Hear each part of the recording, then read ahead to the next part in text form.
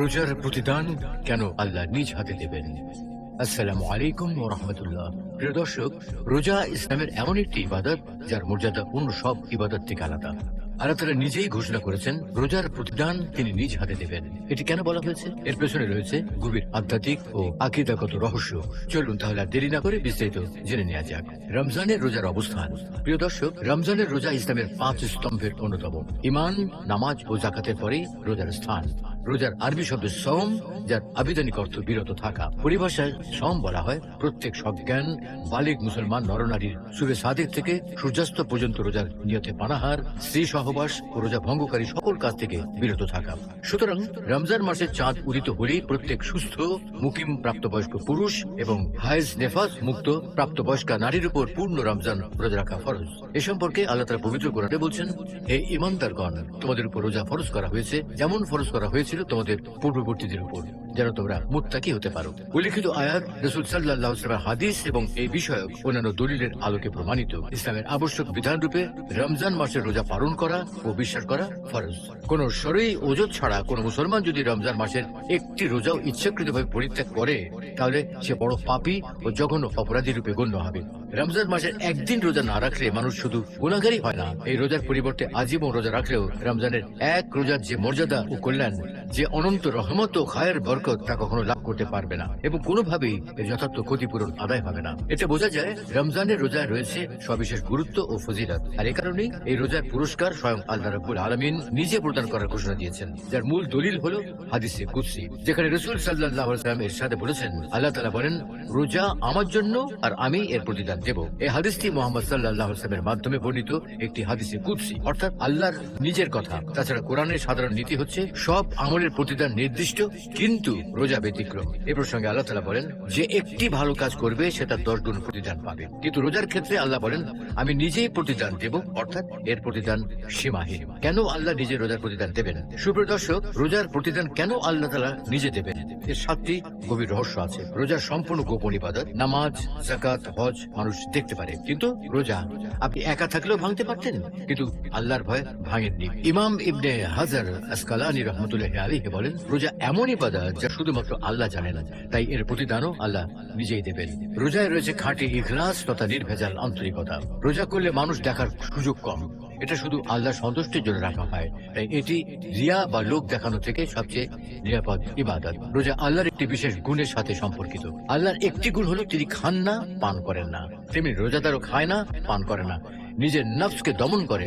অর্থাৎ রোজাদার আল্লাহর একটি গুণের সাথে আধ্যাত্মিক মিল সৃষ্টি করে। রোজার প্রতিদান সীমাহীন। অন্যান্য আমলের প্রতিদান 10 গুণ থেকে 700 গুণ পর্যন্ত হতে পারে, কিন্তু রোজার প্রতিদান সীমাহীন। এর প্রতিদান সরাসরি আল্লাহ দেবেন। এর সঙ্গে ইমাম নববী রাহমাতুল্লাহি আলাইহি বলেন, এর অর্থ হলো রোজার প্রতিদান গণনার বাইরে। আসলে সওয়াবের কোনো গাণিতিক সীমা নেই। সাধারণত প্রতিটি নেক কাজে সওয়াব 10 থেকে 700 গুণ পর্যন্ত বৃদ্ধি করা হয়, কিন্তু রোজার ক্ষেত্রে আল্লাহ কোনো নির্দিষ্ট সংখ্যা উল্লেখ করেননি। তাহলে বিবেচনা করে দেখুন, যখন কোনো রাজা বলেন এর পুরস্কার আমি নিজ হাতে দেব, তখন সেই পুরস্কারের মান সাধারণ হিসেবের বাইরে চলে যায়। সুতরাং আল্লাহ নিজ হাতে প্রতিদান দেওয়া মানে হলো এমন এক অকল্পনীয় নিয়ামত যা কোনো চোখ দেখেনি এবং কোনো হৃদয় কল্পনাও করতে পারেনি। রোজা জাহান্নাম থেকে ঢাল। রাসূল সাল্লাল্লাহু আলাইহি ওয়াসাল্লাম বলেছেন, রোজা হলো ঢাল, অর্থাৎ রোজা মানুষকে জাহান্নাম থেকে রক্ষা করে। হযরত হুযায়ফা রাদিয়াল্লাহু তাআলা আনহু বলেন, আমি আল্লাহর নবী সাল্লাল্লাহু আলাইহি ওয়াসাল্লামকে আমার বুকের সাথে মিলিয়ে নিলাম। তারপর তিনি বললেন, যে ব্যক্তি আল্লাহর সন্তুষ্টি কামনায় একদিন রোজা রাখবে, পরে তার মৃত্যু হয়, সে জান্নাতে প্রবেশ করবে। নবী সাল্লাল্লাহু আলাইহি ওয়াসাল্লাম ইরশাদ করেছেন, জান্নাতে একটি দরজা আছে যার নাম রায়ান। কিয়ামতের দিন এই দরজা দিয়ে কেবল রোজাদার ব্যক্তিরাই প্রবেশ করবে, অন্য কেউ প্রবেশ করতে পারবে না। ঘোষণা করা হবে, কোথায় সেই সৌভাগ্যবান রোজাদারগণ? তখন তারা উঠে দাঁড়াবে, তারা ব্যতীত কেউ এই দরজা দিয়ে প্রবেশ করতে পারবে না। অতঃপর রোজাদারগণ যখন প্রবেশ করবে, তখন তা বন্ধ করে দেওয়া হবে, ফলে কেউ ওই দরজা দিয়ে প্রবেশ করতে পারবে না। রোজাদারের মুখের গন্ধ আল্লাহর কাছে মিশকের চেয়েও প্রিয়। রাসূল সাল্লাল্লাহু আলাইহি ওয়াসাল্লাম বলেছেন, রোজাদারের মুখের গন্ধ আল্লাহর কাছে মিশকের চেয়েও বেশি প্রিয়। এটি রোজার সম্মানের প্রমাণ। রোজা আল্লাহর সাথে সরাসরি সম্পর্ক তৈরি করে। রোজা মানুষকে শেখায় আত্মনিয়ন্ত্রণ, তাকওয়া এবং ধৈর্য। আল্লাহ তাআলা বলেন, যাতে তোমরা তাকওয়া অর্জন করতে পারো, অর্থাৎ রোজা রাখা তাকওয়া তথা আল্লাহর সাথে সরাসরি সম্পর্ক তৈরি করা বা আল্লাহর নৈকট্য লাভের শ্রেষ্ঠ মাধ্যম।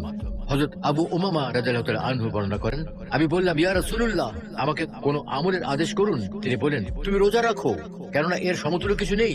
আমি পুনরায় বললাম, ইয়া রাসূলুল্লাহ, আমাকে কোন নেক আমলের কথা বলুন। তিনি বলেন, তুমি রোজা রাখো, কেননা এর কোনো সমতুল্য কিছু নেই। আল্লাহ নিজে প্রতিদান দেওয়ার অর্থ কি? প্রিয় দর্শক, এতক্ষণ ধরে আমরা রোজার প্রতিদান স্বয়ং আল্লাহ তাআলা নিজে দেওয়ার 7টি গভীর রহস্য সম্পর্কে জেনেছি। তবে কেন আল্লাহ তাআলা রোজার পুরস্কার নিজে দেবেন, অন্য কারো মাধ্যমে দেবেন না, সে কথাটা আরেকটু পরিষ্কারভাবে জানতে চাই। এ বিষয়ে আলিমগণ বলেন, প্রত্যেক নেক আমলের নির্ধারিত সওয়াব ও প্রতিদান রয়েছে, যার মাধ্যমে আল্লাহ তাআলা আমলকারীকে পুরস্কৃত করবেন। কিন্তু রোজার বিষয়টি সম্পূর্ণ আলাদা, কারণ রোজার বিষয় আছে আল্লাহ তাআলার পক্ষ থেকে এক অনন্য ঘোষণা। হযরত আবু হুরায়রা রাদিয়াল্লাহু তাআলা আনহু থেকে বর্ণিত, রাসূলুল্লাহ সাল্লাল্লাহু আলাইহি ওয়াসাল্লাম ইরশাদ করেছেন, মানুষের প্রত্যেক আমলের প্রতিদান বৃদ্ধি করা হয় একটি নেকির সওয়াব 10 গুণ থেকে 27 গুণ পর্যন্ত। আল্লাহ তাআলা ইরশাদ করেন, কিন্তু রোজা আলাদা, কেননা তা একমাত্র আমার জন্য এবং আমি নিজেই এর বিনিময় প্রদান করব।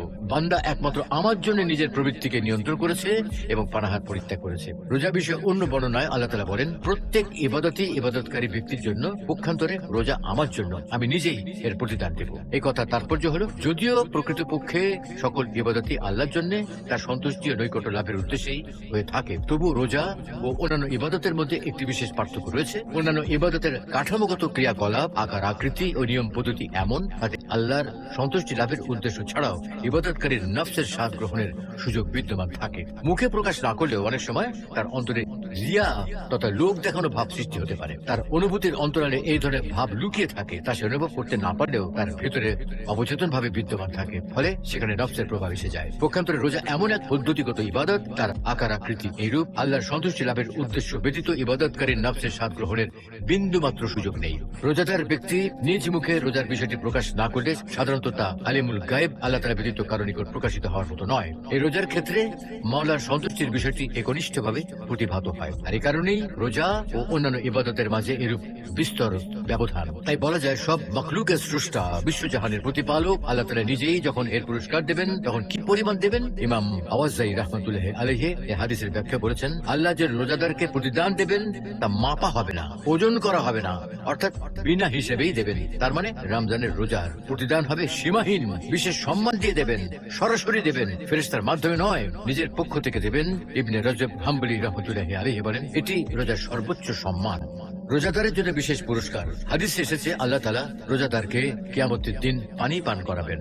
রোজা হলো জান্নাতে লাভের পথ, রোজা জাহান্নাম থেকে রক্ষাকারী ঢাল ও দুর্গ বিশেষ। রোজা কিয়ামতের দিন সুপারিশ করবে, রোজাদারের সকল গুনাহ মাফ হয়ে যায়, কেননা রোজা গুনার কাফফারা স্বরূপ, যা কোরআনের আয়াতের মাধ্যমে প্রমাণিত। আল্লাহ তাআলা বিভিন্ন প্রকার গুনাহের কাফফারা স্বরূপ রোজার বিধান নাজিল করেছেন, যেমন ইহরাম অবস্থায়, অর্থাৎ অসুস্থতা বা মাথার কষ্টের কারণে মাথা মুন্ডানোর কাফফারা স্বরূপ, কোন জিম্মি বা চুক্তিবদ্ধ কাফেরকে ভুলক্রমে হত্যার কাফফারা স্বরূপ, কসমের কাফফারা স্বরূপ এবং জিহারের কাফফারা স্বরূপ। আল্লাহ তাআলার পক্ষ থেকে বিভিন্ন মেয়াদে রোজার হুকুম দেওয়া হয়েছে, তাই সহজেই বোধগম্য যে রোজা বান্দার পাপসমূহকে ধুয়ে মুছে রোজাদারকে পরিশুদ্ধ করে।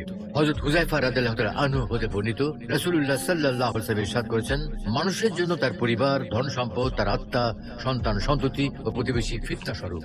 তার কাফফারা হলো নামাজ, রোজা, দান, সদকা, সৎ কাজের আদেশ ও অসৎ কাজের নিষেধ। অন্য হাদিসে এসেছে, রোজাদার পরকালে সিদ্দিকিন ও শহীদগণের দলভুক্ত থাকবেন। হযরত আমর ইবনে মুররা আল জুহানী রাদিয়াল্লাহু আনহু হতে বর্ণিত, এক ব্যক্তি রাসূলুল্লাহ সাল্লাল্লাহু আলাইহি ওয়াসাল্লামের দরবারে এসে বলল, ইয়া রাসূলুল্লাহ, আমি যদি এই কথা সাক্ষ্য দেই যে আল্লাহ ছাড়া আর কোনো মাবুদ নেই এবং অবশ্যই আপনি আল্লাহর রাসূল, আর আমি যদি 5 ওয়াক্ত নামাজ আদায় করি, যাকাত প্রদান করি, রমজান মাসে সিয়াম ও কিয়াম, তারাবি সহ অন্যান্য নফল আদায় করি, তাহলে আমি কাদের দলভুক্ত হব?